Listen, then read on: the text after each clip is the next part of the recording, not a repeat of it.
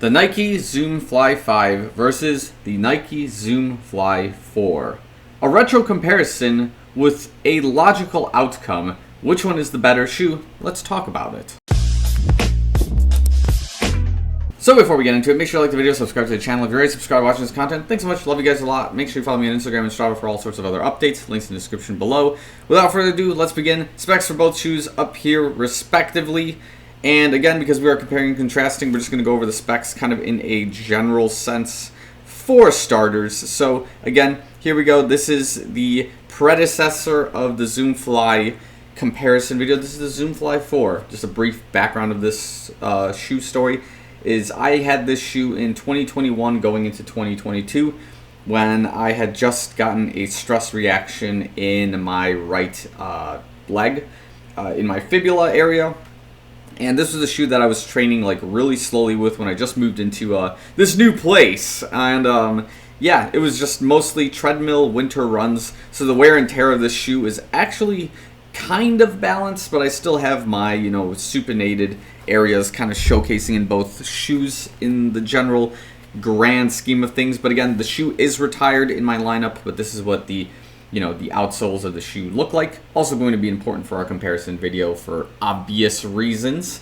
But yeah, so Zoom Fly 4. This shoe, I believe in my size was like 270 ounces, which puts it, or not two, that's 270 grams, but like 9.5 ounces overall, with I think the heel being about 39 millimeters and the forefoot being about 31, giving it the 8 millimeter offset overall, which again puts it as kind of a high stack shoe with some balance, some comfort to it overall. And as you can tell by the design of the shoe, this resembles more of your Vaporfly Next Percent foam layouts with a few additional pieces and whatnot. And you got the carbon plate in the shoe as well.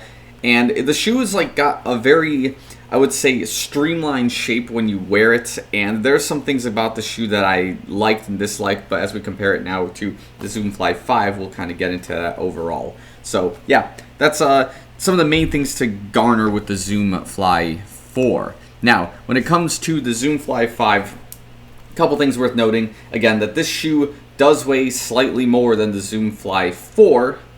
The Zoom Fly 5 weighs more than 4. Gotta make sure I got that correct. I just like had a brain fart there. But anyways, the shoe here weighs at about 10.1 ounces in my size, which puts it at roughly 295 grams on average. We do have a heel stack of about 41 millimeters and then a forefoot of about 33 millimeters. Again, this gives it, again, an 8 millimeter offset. So that, again, is an interesting, I guess, feature, is that they decided to put more material on the shoe and keep the same stack height to give it that Zoom Fly, I guess, overall feel and whatnot. And as you can tell by the outsoles of the shoes, they are a whole new generation of things going on here. And I think I have a comedy bit I'm gonna do for this just like right now, but we'll see about it. But as you can see, whole different outsole build layouts. They want to use some recycled ZoomX foam in the shoe as well, and it kind of has like your difference in shapes and whatnot here.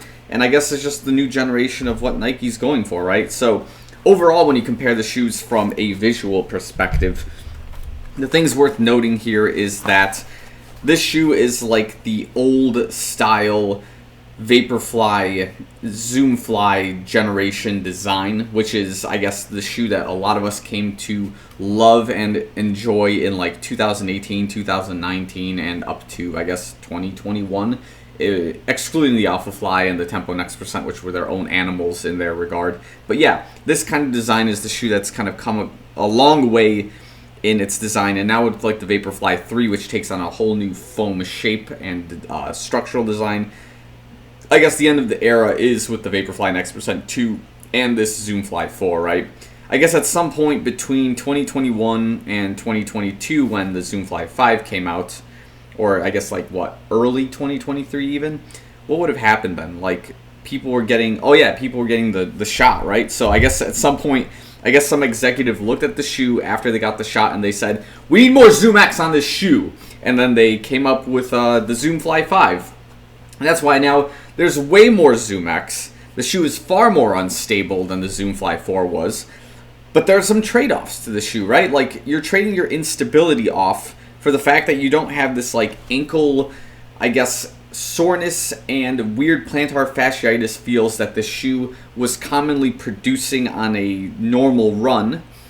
Because you have, again, more material and the structure is a little bit more sound for your foot in a way. So that's just something that I noticed over my time of running with this shoe in particular, is that, again, when I was running in this, I was injured, and I was running mostly treadmill runs in the winter. So not a whole lot of outdoor runs, and that kind of shows in the pattern that there isn't so much like El Destructo in the outsole in a way, like minus this area which started taking a bit of a beating. I digress. Everything, like, the wear is clean for like 200 plus miles, as you can tell. The point there is that, yeah, there were just features of this shoe that would give me like symptoms of a foot ache, whether it was the way I was tying the shoe down, whether it was just the overall lock of the shoe, the inner sock of the shoe that's in there, as you can kind of see.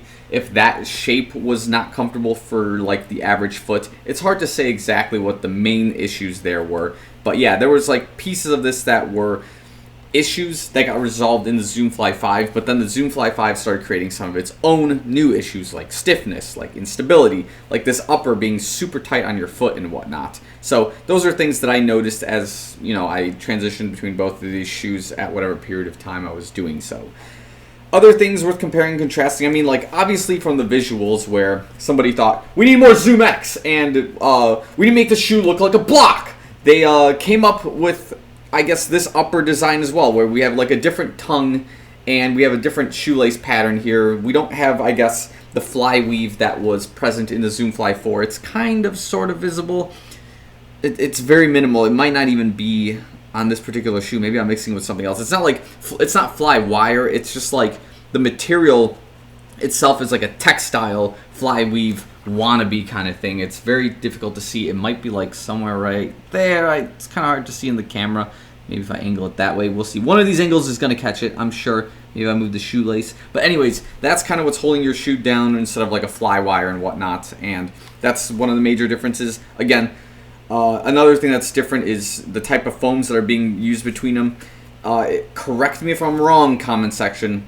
This is a stack of React on the Zoom Fly 5, whereas this is a stack of Zoom X on this particular shoe.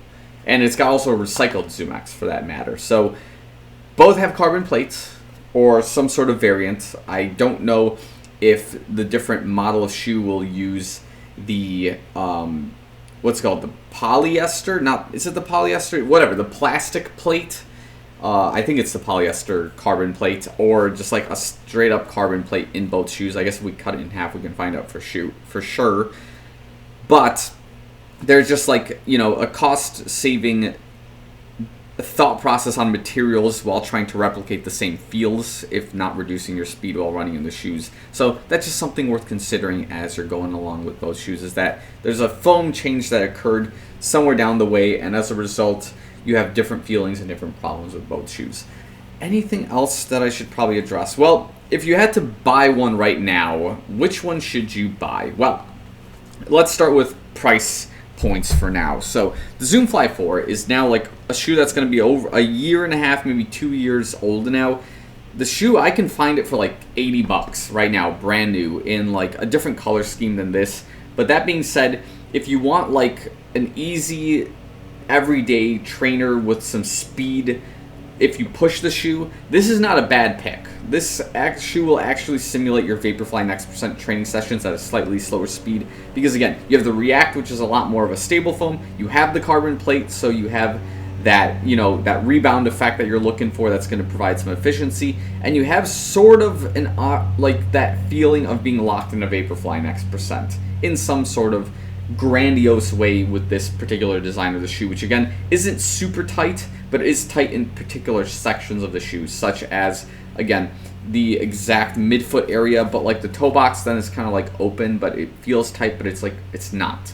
So that's something to consider. If you want like your you know, your daily trainer that resembles more of the Vaporfly Next % 2, this is the shoe I would go for. Now, if you have the budget, you want something modern, and you want like actual Zoom X running all the way across the shoe, this is probably the direction I would go. Zoom Fly 5. It costs probably like $160, $180 right now brand new as a shoe. But again, there's some good things going on with it, but it takes some time to break the shoe in, and the shoe does, in a way, kind of remain misunderstood, as I've heard commenters say on previous videos. Like, yeah, I do agree. Like, I've been trying to defend this shoe for a while as, like, hey, we've been blessed with, like, really awesome running shoes, daily trainers, and, like, you can't be perfect all the time. So when you put out a daily trainer that isn't perfect, you either have the choice of sinking, swimming, or kind of going back a model to play around in that area. So if you're in for the change and trying to adapt to the new shoe that's not going to hurt you,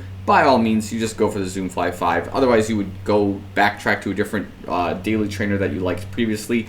No love lost there. It's just that's your preference, right? So that's kind of the thoughts there. So in a way, you're comparing a $60 shoe between an $160 shoe with two different feels to them, different styles overall, even though they're the same brand and same family of shoe. They're just two completely different animals to work with. But if I had to pick one myself, I've enjoyed both at about the same level each, which is like okay. You know, they're not like a shoe that I loved or a shoe I hated. I was just okay with both of them as like that daily trainer, daily racer type of feeling shoe in this particular case. So it's up to you. If you like the Zoom Fly family of shoes, then you won't hate them necessarily. Just understand that both of them are still different animals. But if you want to resemble something more modern and kind of feeling more like an Alpha Fly, maybe the Zoom Fly 5 is your pick. If you want to resemble something more with the Vaporfly design and kind of feels that's a little bit heavier, maybe the Zoom Fly 4 is kind of in your wheelhouse. So I will leave the video here. If you had both shoes and have different experiences with them, definitely comment them down below if you agree or disagree with the assessment. Same deal as well. So I will leave the video here. Thanks so much for watching. I'll see you guys in the next one.